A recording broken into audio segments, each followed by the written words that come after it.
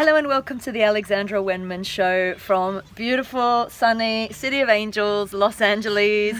I'm here with my dear friend Radhika Vekaria of Her Departure. Radhika, thank you for joining me today on the show. Of course. Nice to see you, honey. It's been a year since we've seen each other, and I'm sure many developments have happened. Pretty much exactly a year. Oh, a year and a week. A year and a week. It really is, because I keep seeing the 1 year ago you were, and it was all my Facebook posts from last year. It's like it feels like yesterday. It'll always remind you. It's bonkers how quickly the time goes, isn't it? I know. Amazing. Well, for our viewers, can you just talk to us a little bit about who you are, your music, and sort of how you got started and what led you to be in LA? Okay.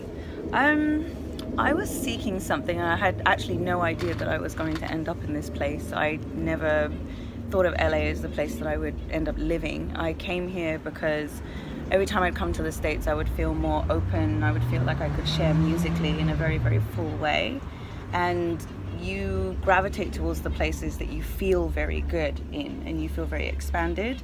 And I just went with a feeling, and I ended up coming here, and I was actually told that California was my spiritual home in a reading a long time ago, and I had no idea what it was talking about, because California, growing up, when you watch TV or you see Los Angeles, you don't really think of spirituality. Like, you know, you think of... It's 90210. Yeah, you think of Baywatch, and you think of like surfers, and you think of... And it's still all of that. But so I was told that this was my spiritual home, but it didn't really hit. And then I came here, and life just began to flow, and I never expected to stay, and here I am. So how long have you been here? 5 years? 5 years, yeah. Jeez. 5 years, wow. And it's such a transformation. I feel like such a different person. It's amazing. I bet. Do you feel like you might have had some past lives here in this region? I do, especially when I go to Joshua Tree. Yeah, we were just talking about Joshua Tree. Yeah, there's a lot of Native American history and energy, and there's a whole it's so multi-layered out there with the different energies flying around, isn't it? Absolutely. So when was your first time in Joshua Tree? Joshua Tree, first time I actually went to Joshua Tree was 2010, when I first visited LA. But I just went on a kind of couple of hours into Joshua Tree and climbed around and clambered. I had no idea about the spirituality. I had no idea about, like, you know, the history of it. I went to just clamber on some rocks, and then I went to Palm Springs for a day, and that was a wholly different totally different. So my first really immersive experience into Joshua Tree was around October 2014. Or was it 15? 2015. And I went with a mutual friend of ours, and we ended up in a cabin, and something happened over the next 3 days that I did not expect to happen. I had, I guess, my intuition come alive, and certain things started coming to me unexpectedly, and lo and behold, they happened. It was very, very strange. It was very, very odd. Like you opened a portal to something. Yeah, something happened, and I've heard of a few people say Joshua Tree is an extremely powerful place. It actually takes your stuff inside, and if there's anything you're trying to hide from, it will take your stuff and just go whoop, you know, and it can be quite challenging. But for me, I think I'd done a lot of work already, that I was pretty open and ready to receive what was coming. So that was my first really, truly immersive experience into Joshua Tree, and things just started. And how often have you been back since? Have you been back? I go every year. You go every year now? I go every year. It's just beautiful to get lost around the rocks. And, you know, there was actually one time with a friend of mine, on that same trip, we were doing one of the walks, and it was in the late afternoon. And I was walking with a friend of mine. It was one of these kind of like 3/4 of a mile loops, and we were walking, and she wanted to go off and do a, you know, personal process. So I said, okay, I'm just going to continue walking and get some me time. And I walked, and I saw these rocks in the distance, and I thought, oh, let me go and watch the sunset, not thinking that the moment the sun sets, it becomes really dark very quickly.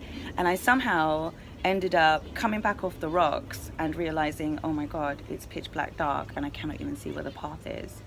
And I think it was that time that's my inner intuition kicked on, because I had to find my way back to the car in the pitch black dark with only an iPhone light. It's like an initiation, isn't it? It was. 'Cause you've got no reference points, no one else to help. You have to kick into your power. Absolutely, Wow. yeah. And I remember that once in a while, and it was something that was quite scary at the time, but I've always believed that the amazing things happen to you born out of quite a scary situation, because something inside of you comes, it just switches on, Kicks in, you know. So that was a big thing for me. Wow. Yeah. Amazing. And how but is don't your... do that. Don't do go that, and 'cause test yourself. Don't test yourself. No, that the way. universe will lead you into those situations anyway, I find. Yeah. We just had a crazy experience in Joshua Tree, which we're going to talk about on this show and Awake Ones a bit later. I took some footage of our experience, but it was very, very intense.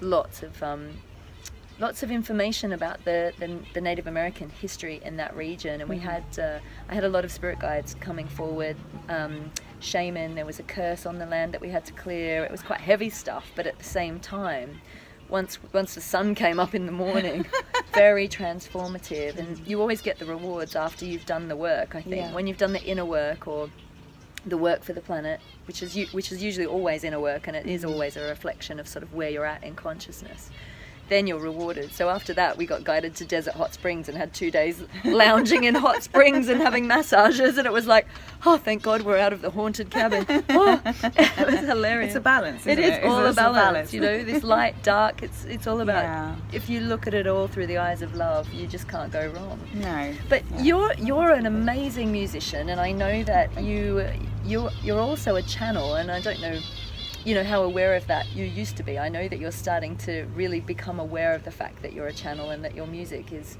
I've heard this woman's music, it's absolutely incredible, and it gives me goosebumps every time. So how did you get started with music?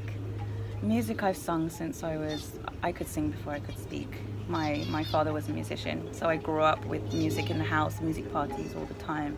I listened to Indian music, classical music, jazz music, Western music.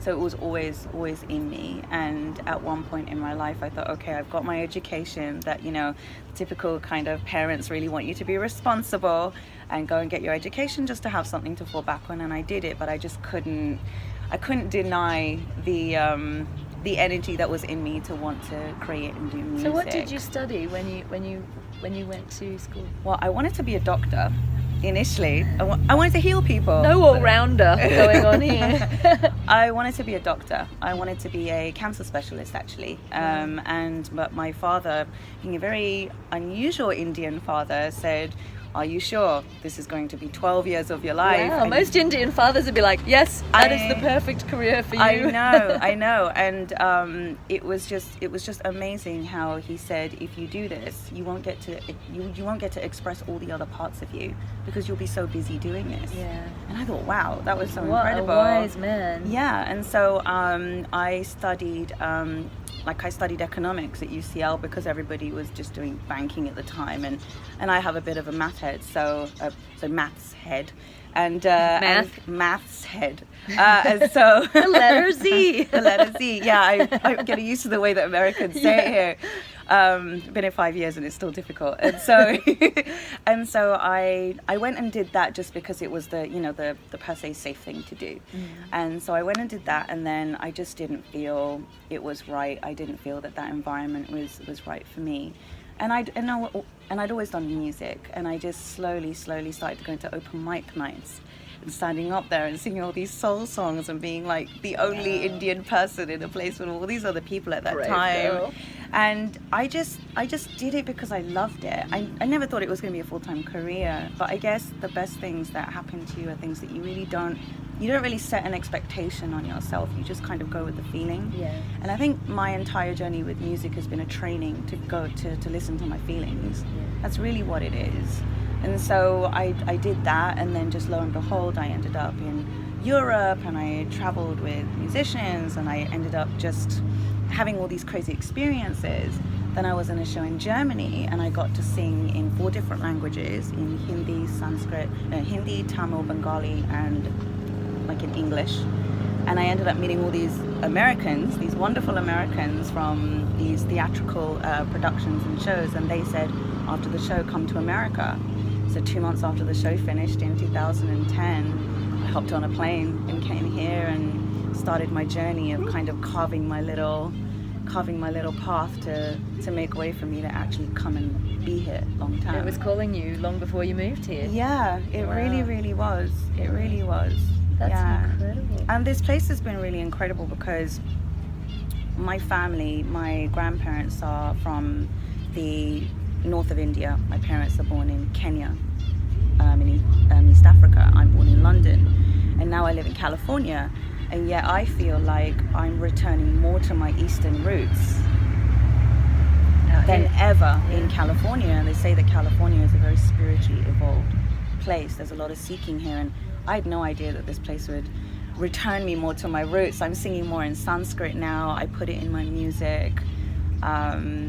It's just, I came so far away to actually come home. How has your music evolved since you started? Because you've been through a bit of an evolutionary process. Mm-hmm. I'm getting goosebumps when I talk about it, because there's been this beautiful blossoming and opening, and almost, it's like an evolution for you on a personal level. Mm-hmm. So how has that come through in your music? Because to me, when I hear your music, it's like an extension of you in many ways. It sort of brings through your pure essence. It's gorgeous. It's that pure expression. And it's amazing to know, because I didn't know that you were going to study to be a doctor, but it's incredible because the first time I heard Radhika's music, I felt this amazing healing quality in the sound. And I think that you are a healer, but you're just a healer in a different way. Your music heals. It kind of hits on a bit of a beautiful raw note within people, and it really touches you. So thank you. How do you feel that your sound and your music has evolved as you've gone through your personal expansion? Oh, it's absolutely a mirror for everything that I've experienced. Everything that I was doing before I came to California was great. It's the type of music you grow up with. You love different influences, you love different artists, but it's very much you very much carry the impressions of the things that you take in. And sometimes you have to move away from all that to really listen to what inside of you wants to come out, and without having the influence of all the things around you. And so when I came here, I ended up having a lot of space. I actually came here to be a songwriter. I never came here to be an artist, because I thought, I've hung my hat up on that. Can't imagine that now with what I feel I've created.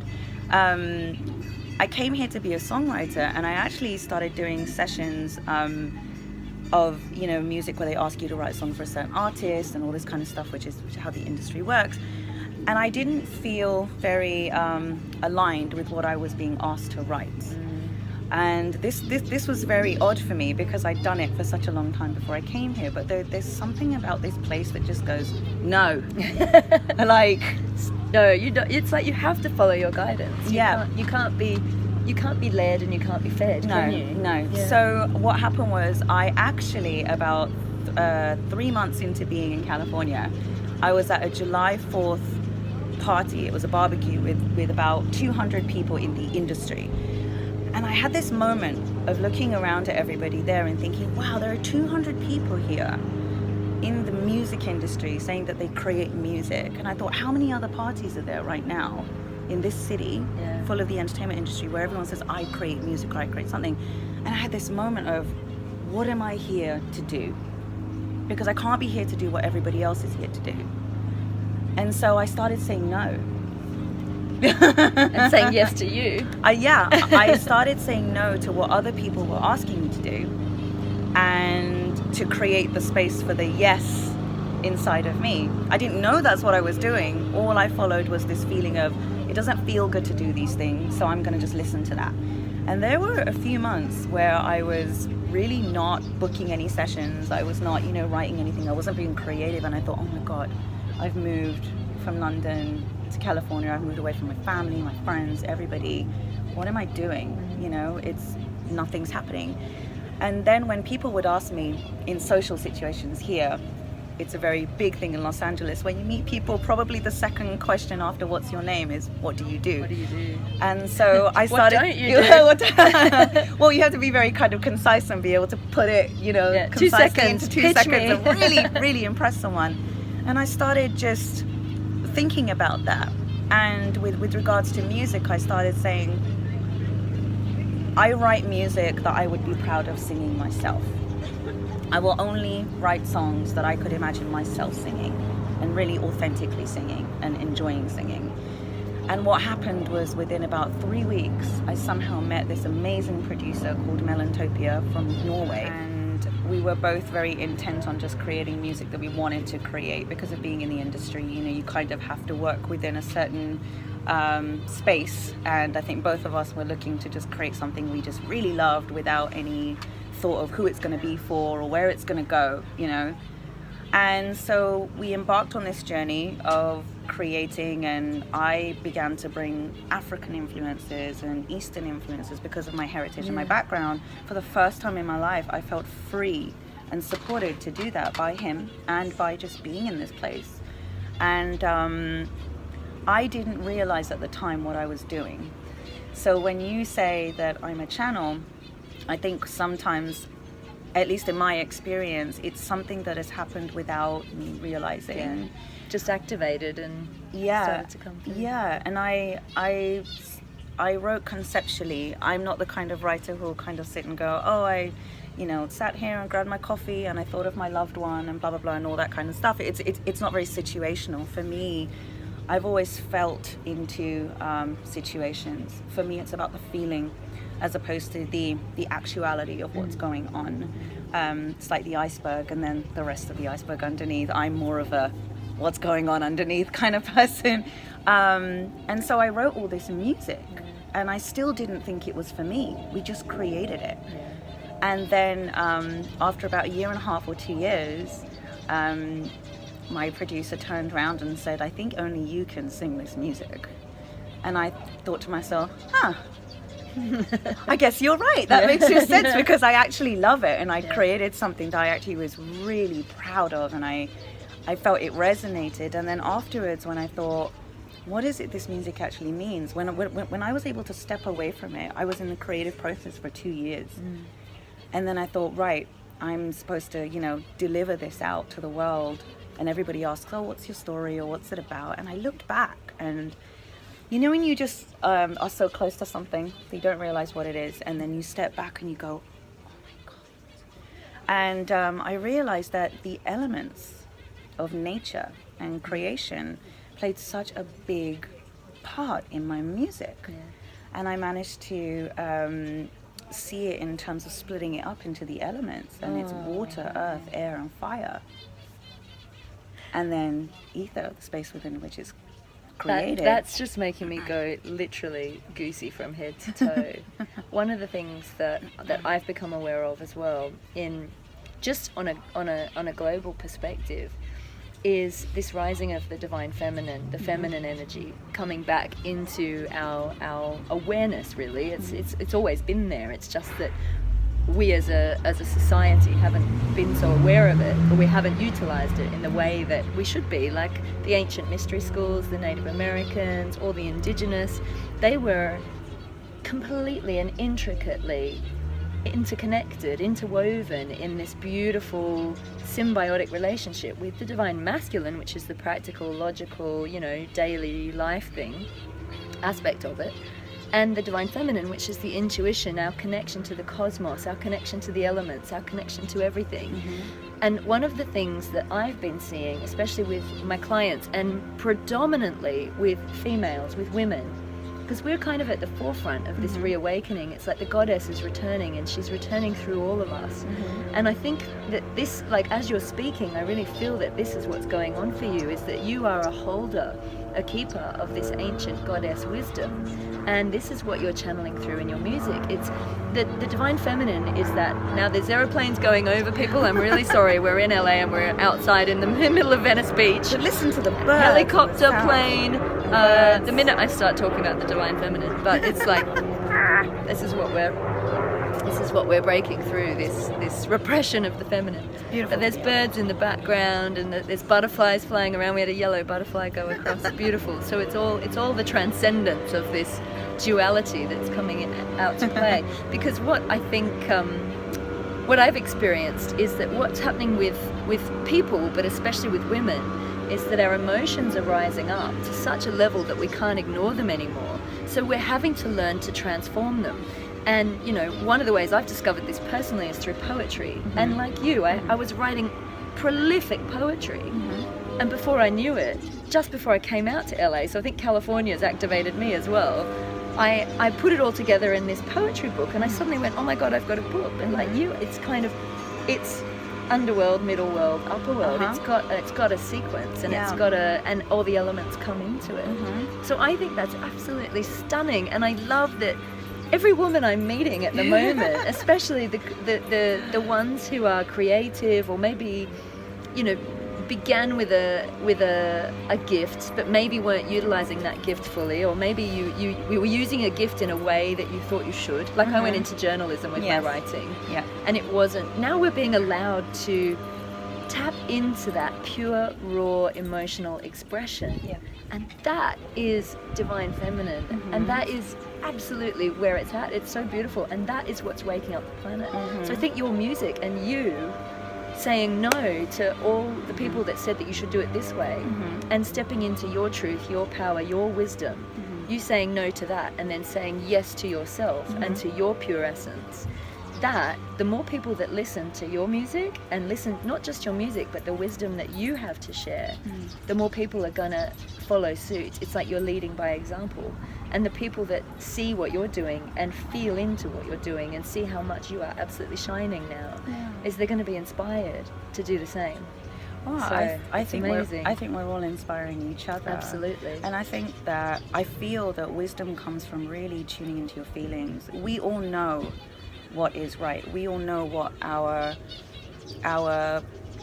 energetic purpose is. We might not know how to actually fulfill that or express that, but we know what feels aligned and what doesn't feel aligned. And I think that's where it begins for everybody. And as you said, the feminine really, really is about going, hey, you know, you have these feelings for a reason. You've got to listen. It's like the antenna goes up, you know, and it's tuning in, and it's the connection. And what's been really funny is it's almost gone full circle for me, because when I was about 4 or 5 years old, my family used to have, you know, very deep and profound discussions around the dinner table. And, you know, we used to talk about religion, and we used to talk about God, and we used to talk about all these things. And my brother actually had a nickname for me. He was like, all right, Buddha. Because I used to stomp my feet when I was a kid and say, nature is my God. Yeah. It was really unusual for a 4 or 5 year old kid to go, no, nature is my God, because I would look at the trees, and I would look at, you know, and think to myself, wow, if there was a hurricane, if nature wants to do anything, it's such a formidable force that we are so humble and at its mercy. Not to the degree that it's all doom and gloom, but we really have our place, and we have to have this, again, this symbiotic relationship. Well, if you honor nature will honor you. And so it's like the very things that you put in your body. If you put good things in your body will react in a certain way. If you don't put good things in your body, it'll react another way. It's the same with people. It's the same with many things. So it's really interesting, because I said that when I was a child. And then I kind of, you know, lost it along the way. You kind of, you know, go, and then familiar story. And then you come back and you go, oh my goodness. And now I'm so much more connected to that. I found my practices here in LA, and through the music, through nature. The music that I've written is really about our place. Speaking of nature, we have a little friend. Is this Hope or is this Kirby? This is Kirby. This is Kirby. Hi, Kirby. Our little doggy guardian. She's like a little white angelic dog. You probably can't see her at the moment. We'll put her in the video. And there she goes. And so with the music, I would be inspired by the ocean, and I would sit there going, I want to write a song about water. And it was so strange because I thought, I can't write a pop song about water, that's really weird. And then I thought, oh, philosophy, Bruce Lee would talk about water and all these things, all these ancient philosophies really talked about us in conjunction with nature and how we are nature. We are made up of nature. But again, at the time, I wasn't conscious of it. And I think that's what's beautiful sometimes, when you just kind of let go and go with your feelings. You don't need to know what you're going to create or how you're going to create it. And to be honest, there's another level. People say you should know the why, but honestly, I didn't even know the why. I think just not having questions is the key. You know, strip yourself away of all the questions and just be. Or even if you are asking the questions, don't hold on to the need for answers. No. Sometimes we really don't know what's going on. I find that a lot of people are going through very, very difficult times at the moment, and it's all very individual and very unique. A lot of women I know are going through these incredible challenges, but their situations are so unique. I'm thinking about putting together a book or an anthology of some of the stories that I've heard over the last few years, myself included, where we're going through what I would label the dark night of the soul. Very difficult times, but it's almost like you're being asked to face your shadow, and there are no reference points to why it's happening or what's going on. Some spiritual teachers call this the wilderness zone. I call it like the stripping back or the free fall, or it's like the rug comes out from under you, and suddenly, like your trip to the desert, you have nothing to hold on to and no support, because no one else can understand what you're going through, because your situation is so unique that it's like you couldn't make it up. So many people are going through this, and what I'm finding is most of the people that I hear these stories from are women, but it's not just strictly limited to women, but it's almost like what we're finding within us is this pure, raw, unadulterated strength, power, and it's tapping us right into our higher wisdom and our divinity. And the only way that seems to be happening is when all our other crutches are taken away from us. Even like I found that even my healing abilities left me for a while. My ability to manifest, my, you know, all my, you know, my connection to the angelic realm felt like it was so distant for a while.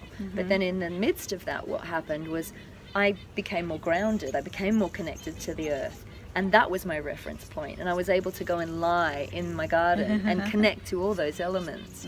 And that's what saved me. So we're remembering Mother Earth. She's our mother. She's here for us. She's our... I think that there's something really beautiful in understanding that we are not separate from the earth. We are the earth. We are part of her. We are her children. We were born of her. So even though the soul is infinite, and many of us come from other realms and other planets and cosmoses and whatnot, here in this realm we are physically of her, and she will hold you. If you honor her, she'll honor you back. Everything is connected. We all have the same elements, the atoms, the particles, everything. Even on like science and spirituality are very, very, very much hand in hand. They are no longer separate. Absolutely no longer separate. And so everything that you see, you are. Everything that you see is in you, and you are in everything you see. I truly, truly believe that. And I'll share something quite personal with you, actually. A few years ago, when I talked about being at the show in Germany, you know, it ended very abruptly. And what happened to me a few months later, I'm going to get personal with my cycles. My cycles went completely out of whack. My skin broke out, and I had polycystic like ovarian syndrome. And I actually had a real problem kind of grappling with that, because I'd always been regular all my life and everything was, you know, great. And I realized a few years later that the reason why that happened was because I was on such a creative high, and I got cut from my creative high and I crashed down to earth, and it affected my creative center. And so one of the lessons that I really want to, you know, share today and really encourage everybody to do is that we really have to remember how much of an effect our stress and the events of our life have on our internal system. And this is our creative center. And I found out, you know, a few years later that because, you know, women, well, men and women, their creative center is here, that if there's anything really traumatic and especially that happens in terms of a creative process, you've got to be very, very careful about how much you let it affect you. Having said that, through my process of moving here and practicing yoga and finding my spiritual practice and being honest about my music and creativity, I no longer have polycystic ovaries. So it's very interesting to see that time in my life was a wake-up call. It really, really was. There is no synchronicity between you and I at all, is there? Really? Do you have a similar... Oh, okay, there you go. Yeah. And thank you so much for sharing that as well, because Yeah. I think there are so many... Well, womb healing is something I'm very interested in, and I think it is incredibly important, because it's the chalice, isn't it? It is the seat of the divine feminine. That sacral chakra in both men and women is very important. But women hold that pure creation essence, and that, I think, is majorly what you're tapping into with your music. But not just with your music, you're walking it. You're walking that path. It's incredible. So I want to ask you about your global peace song. Oh. Can you tell us a little bit about that? Yeah. So again, it comes from the place of just sharing what you do, and I submitted my music to these awards that seemed like they were looking for very, conscious music, and I simply, again, just came into it thinking I just want to share with like-minded individuals who might appreciate what I did, and I submitted my music, and I actually found out on Facebook when someone tagged me that I'd not only won like a couple of the categories, but I won the entire thing. So you found out through Facebook? I found out through Facebook, and I'm not very... Radhika, where have you been? I know, I'm kind of hit and miss with the whole social media thing. Sometimes I'm on it, and then sometimes I'm just like, I just want to stare at a tree. Like, I just oh my God, girl, we're so similar in many ways. But seriously, recently I've just been like, I want to very much limit my time, because I've had this ramping up for a couple of years, this kind of dissonance between the feeling of when I'm on social media, which can be very, very wonderful and can be used in great ways. But, I feel like that we're here on this earth, that life is so precious, so I want to minimize my time staring into a screen, and I'd rather increase my time staring into someone's eyes and connecting with them. That's really where I'm at, and I find so much more joy and fulfillment with being with people rather than just kind of pretending to be with them through a screen. So limit my contact there. But anyway, so I found out through Facebook, and someone tagged me and said, congratulations for her departure for winning the awards, and I went, huh? Well, that's great. And I found out I won, and I didn't even realize that it was nominated. It was the winners were chosen by like Grammy award winning artists, and I saw all these names, and again, it came with the intention of simply sharing. I'd created this music and thought, okay, I just want to share it. I'm not quite sure how to share it, but I thought, I saw this thing and I thought, okay, I just want to share my music with people who be able to receive it and feel something from it, that it can help. And it's just with that intention. Whenever I've done something with that intention, something has happened. Wow. And so, yeah, the awards ceremony is in April at a beautiful church that looks amazing, and I'll get to perform my music. And could we share the song on here? Yes, absolutely. So I'll put links to it and everything. Absolutely, yeah. And it's great because the song that I won for, the title of the song is Awake. And I wrote it because I thought to myself, I just felt like there was this daydreaming, this kind of sleepwalking happening in humans, and how we kind of numb ourselves to this experience called life a lot of the time. And I felt this awakening, and I just wrote this song about coming out of the daydream. And I actually put some Sanskrit in it as well, which was great. And it's just very, very powerful. And I'm just so happy that people feel it and enjoy it. Wow, it's beautiful. Now, I'm going to put you on the spot here, because I know that your voice is absolutely just holds so much beautiful power and energy. Mm-hmm. Would you mind singing a little something for us on camera? Yes, of course I can. Yes. I'll sing some Sanskrit for you. Oh, okay. I'm just going to tune in.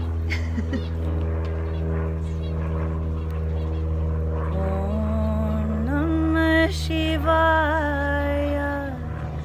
Om Namah Shivaya, Om Namah Shivaya,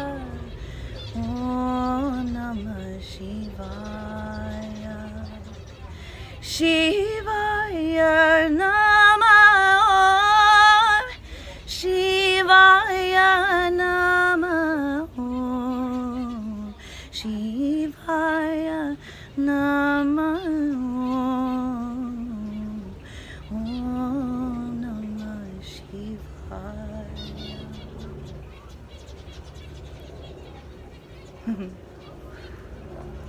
Wow. Thank you, gorgeous. That really brought tears to my eyes. And it was just Mahashivratri, so Yeah. a lot of Shiva bhajans, which are about letting the Shiva energy absorb the negativity in your life so that you can create space for new creativity to move forward. So it's burning everything from the past, you know. It's been a very, very powerful week last week, extremely powerful. Gosh, yeah, because we had a big, I mean, with this video will come out later, but during the week that we've just had, we had a new moon and a solar eclipse, didn't we? That was really, really intense. That was when I was in Joshua Tree. Oh, well, there you go. You set yourself up for that. Yeah. It was actually my birthday, my engagement proposal, the day that I got together with my partner, Valentine's Day, Mahashivratri, and the Aquarius new moon all in 1 week for me. And so I had an amazingly powerful week last week. So everything converged and you're like, it was great. It was awesome. It's so cool. Amazing. And that's the other thing that's happened, for me at least being here. I have become so much more in tune with my feelings, the moon, the lunar cycles, you know.